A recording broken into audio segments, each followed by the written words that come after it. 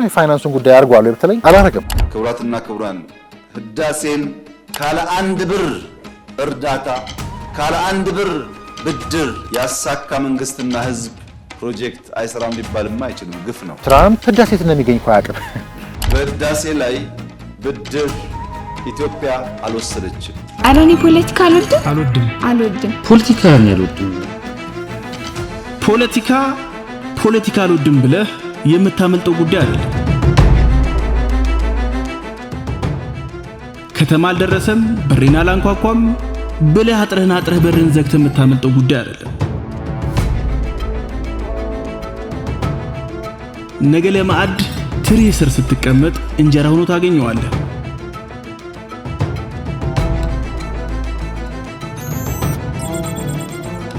ምክንያቱም ጉርሻህ ላይ ያለው ዳቦ የስንዴ ፖለቲካ ነው።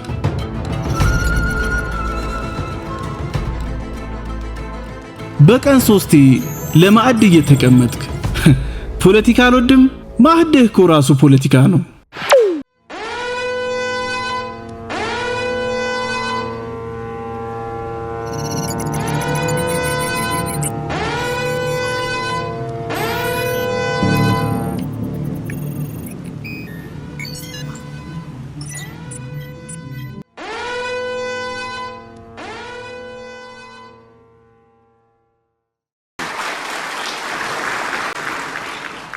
በህዳሴ ላይ አንድም ብር እርዳታ አንድም ብር ብድር ኢትዮጵያ አልወሰደችም። በጀግኖች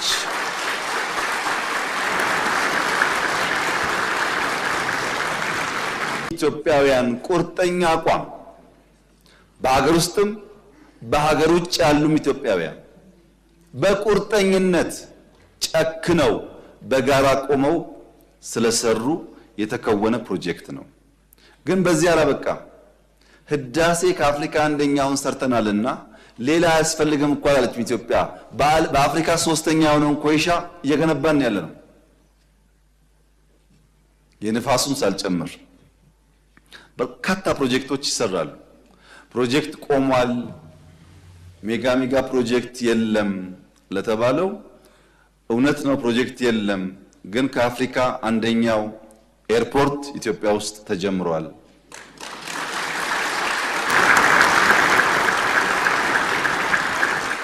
እንደዚህ ያለ ፕሮጀክት ኢትዮጵያ አስባም ሰርታም አታውቅም። እውነት ነው ፕሮጀክት ቀንሷል፣ ግን የማዳበሪያ ፋብሪካ ኢትዮጵያ ውስጥ ተጀምሯል።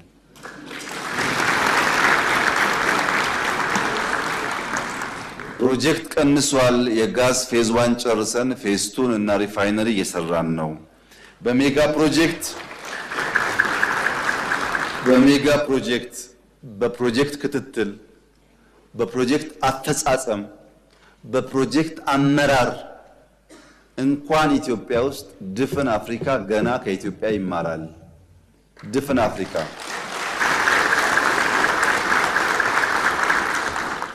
ስለዚህ በዛ ሂደት ተፈትሸው ተንበርከው ሲያበቃላቸው ነው ከኢትዮጵያ ጋር እንደገና መስራት የጀመሩት ግንኙነታችን ለማድረስ የጀመሩት። ከዛ ትራምፕ ደግሞ እንዳልኩ አሁን የዛቱበት ጊዜ መናበብ ብቻ አይደለም። አሁን ህወሓት ለጦርነት ተዘጋጀች ነው ተላክ ማለት ይፈልጋል በደንብ ያሰብንበት ነው። ከአሜሪካ ጋርም ግንኙነታችን የተሻሻለ የሚመስል ነገሮችም ነበሩት።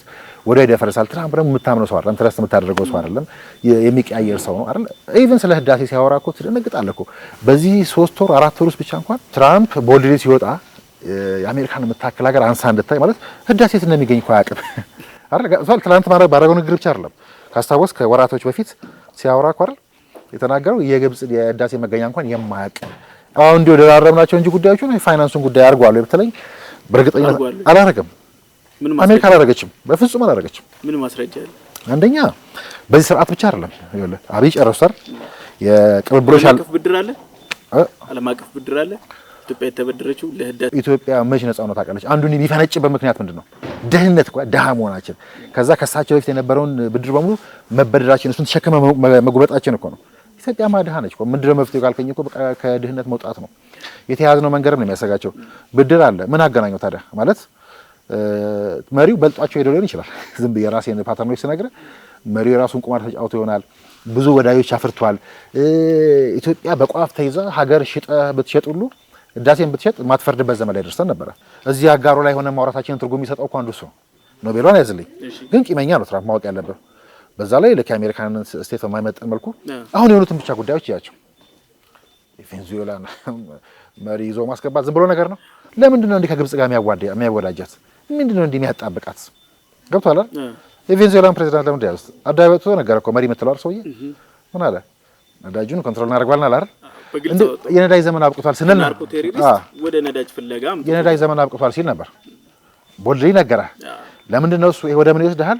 የአሜሪካና የግብጽ ዘመን ተሻጋሪ ብዙ ትርጉም ሊሰጠው የምትችለው እኛ የምንከሰስበት ከመካከለኛው ምስራቅ ሀገራት ጋር ያለን ግንኙነት ብዙ የሻከረ የተበላሸ የነበረ ተከፋፍለው ከኛ በተቃራኒ የቆሙበት አሁን በነዊ የምንከሰስበትን ጉዳይ ሙሉ ስታየው የአላዋቂነታችንን ልክ ጎልቶ የምታይበት። ምክንያቱም አሜሪካ አውሮፓን ጨምሮ ለምንድን ነው በዛ ደረጃ ዲፔንደንት የሆኑት ግብጽ ላይ? ምንድን ነው ፍላጎታቸው? ማናት አሜሪካ? አውሮፓ ማናት? እንዲያው አሜሪካ ከጊዜ በኋላ ነዳጅ አግኝታ የራሷ ነዳጅ አግኝታ እፎይ ብላለች። ነዳጅን ችላ ብላለች ብንልም አሁን የቬንዙዌላውን ፕሬዚዳንት ቬንዙዌላ ሲገቡ ቦልድሪ ነገሩን ሪዘርቭ ይኖራቸዋል፣ አከማችተዋል። ስለዚህ እሱ ለወደፊት ያሰጋቸዋል። ስለዚህ ሰው ሀገር ነዳጅ መቦጥቦጥ ይፈልጋሉ። ስለዚህ አሜሪካንን ትንሽ ከአውሮፓ ገለል አድርገን ግብጽ ልትተዋት ትችላለች። የነዳጅ ፍላጎቷን መልሳለች። ምክንያቱም የሚያገናኛቸው እሱ ነበር ከድሮም ጀምሮ። አረቡ ነዳጅ አለው፣ እኛ ውሃ አለን፣ መሬቱ አለን አይደለ? አውሮፓ ጠኔ ውስጥ ናት። የነዳጅም ሌሎች የምትፈልጋቸው ከግብጽ እንድትሰጣት የሚፈልጉ ጉዳይ አለ። የሪሶርስ ፍላጎት አላቸው፣ የውሃ ፍላጎት አላቸው፣ የሰብል እነኚህ ፍላጎቶች ሁሉ አሉ። ስለዚህ ወደ ስዊዝ ካናልም ተወስደዋል ይሄን ጉዳይ ማለት ነው። ስለዚህ ሴኪዩር አደረጉ፣ በስዊዝ ካናል ውስጥ ተበዳደሩትን። ግን እሱን ትተን ዋነኛ ግብጽ የተሻለ ለአውሮፓም ለአሜሪካም ተመራጭ ያደረጋት ምንድን ነው? እሷ ከመካከለኛው ምስራቅ ሀገራት ጋር ያላት ግንኙነት አይደል? እሷ የዘረጋችው ስዊዝ ካናል ቦይ እሷ አውሮፓም አሜሪካም በጣም ይፈልጉት የነበረው ነዳጅ እነኛ አረቦች ጋር ስለነበረ ከአረቦቹ ለነግብጽ ሰሩላቸው በስዊዝ ካናል በኩል አድርገው ወደ አውሮፓና ወደ አሜሪካ ይሄድ የነበረ። ስለዚህ የጉሮሯቸው የህልውናቸው ዋስትናም ነበረች ማለት ነው።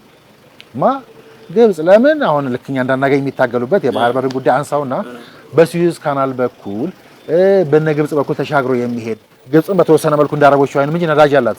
እሷም ለአውሮፓም ለአሜሪካ ትሸጣለች። ከዛ የሰሞኑ የቬንዙዌላ ደምቋል። አሜሪካ የነዳጅ ችግር ስታገኝ ተቀረፈ ተባለ።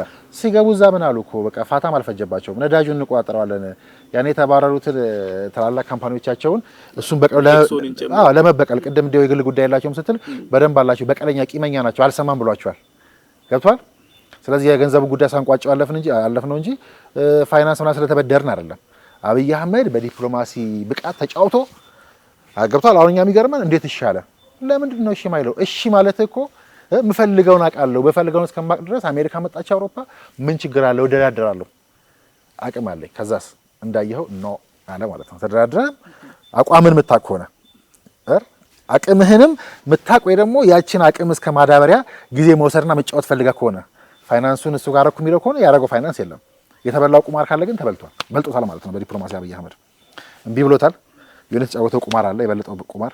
በፍጹም አሜሪካ አላበደረችም። ለአብይ ብቻ አይደለም፣ ለኃይለ ማርያም ለመለስም መሰረት ድንጋይ ሲጣልም ከዛ በኋላ ከመለስ በኋላ ኃይለ ማርያም ሲመጡም ሆነ አላደረጉም። እንኳን በአብይ ጊዜማ ቦልድሪ ቀድሞ እኮ መቃወም የጀመሩት። ስለዚህ አንደኛ እንዳልኩ ሰውየው የአሜሪካንን መሰረቶች ሁሉ እየናደ ያለ በምንም ማስረጃ አንተ እኮ አደባባይ ላይ ሂድና ፈልግ። የትኛውም ሀገር ብቸኛው ግድብ ነው በነገራችን ላይ የኢትዮጵያ ግድብ። የትኛውም አበዳሪ አካል ለግድቡ 5 ሳንቲም እንዳይሰጥ የታዘዘባቸው ሰነዶች፣ የተፈረሙ ሰነዶች፣ የሪፖርቶች፣ የሚዲያ ሪፖርት የመጣ መንግስት ሁሉ ሲናገረው የምትሰማው እኮ ነው። ይሄን አይደል እና በድራለ ብለው ወጥተው ያውቃሉ እንዴ?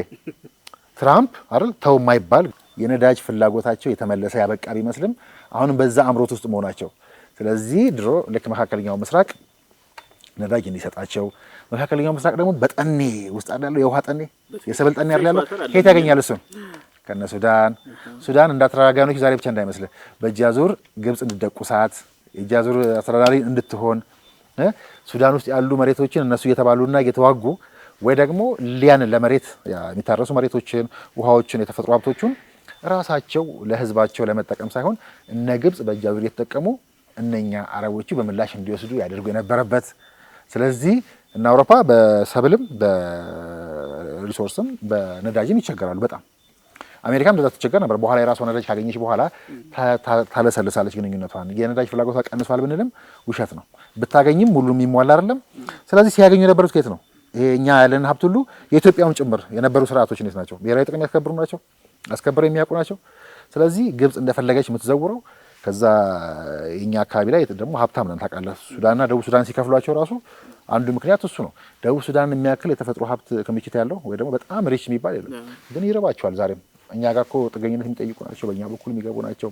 እንደ ሀገር መቆም አልቻለም። ሱዳን የምታየው ይሄ ሁሉ ምስቅልቅል አለ። በዚህ መሀል ምን መጣባቸው? ጥቅሙን የሚያውቅ ከመካከለኛው ምስራቅ ጋር በደንብ የሚጫወት አብይ አህመድ የሚባል ሰው መጣባቸው። አሜሪካም እንዳልከው የራሷን ነዳጅ ስታገኝ፣ አውሮፓም እየተዳከመች ስትመጣ ወደ መደራደር አቅማችን ገባን። ስለዚህ አሁን በቬንዙዌላው የነዳጅ ፍላጎታቸው መገለጡን ላሰምርልህ ፈልጌ ነው የመጣሁት። ግን ምንድነው የሚያገናኘው ስን የጀመርነው ጉዳይ ብቻውን ከገልፍ ጋር እያይዘን በተለይ ገልፍን ልንንቅ እንሞክራለን። ገልፍ ላይ የተጫወትንበት መንገድ ቅድም ያልኩስን መነሻ ላይ ራሱ የአረብ ሀገራትን ያዝንበት መንገድ ትክክል አይደለም ብለው ከነሱ ጋር ሽፍት አድርገው ወዳጅ ያፈራንበት መንገድ እንሸነፋለን አንሸነፍም አንበረካከን ብለህ ስትል ስታይ ያሰላለፍ ከዛ አቅማችን ያጠናከርንበት ከቀጠና ጎረቤቶቻችን በሙሉ ተሽለን የወጣንበት ግብጽ ይሄ በጣም የሚያስደነግጣት ዋነኛ መወዳደራችን ዋነኛ ጉዳያችን እየሆነ መምጣቱ አረቦችም እንዳየኸው ብለው ወይ ደግሞ እና አሜሪካን ፎክረው ጦርነትን በዛ ከፍተው ሊጥሉ ሲሞክሩ አልሳካ ሲል ውሃ ምግብ የሚረባቸው ነዳጁን ያዙ። ግን የግድ ኢትዮጵያ ወይ ደግሞ ኢትዮጵያ ያዘችው ሪሶርስ የሚያስፈልጋቸው ድሮ ግን እንደፈለጉ በእና አሜሪካ አዛዥነት በእንግሊዝም በላቸው በአውሮፓዎች አዛዥነት በመዝረፍ በማዘረፍ ያልተረጋጋ ሀገር በመፍጠር ሲወጣ የነበረ ሲጠቀሙ ሲያገኙት የነበረ ጉዳይ ነው።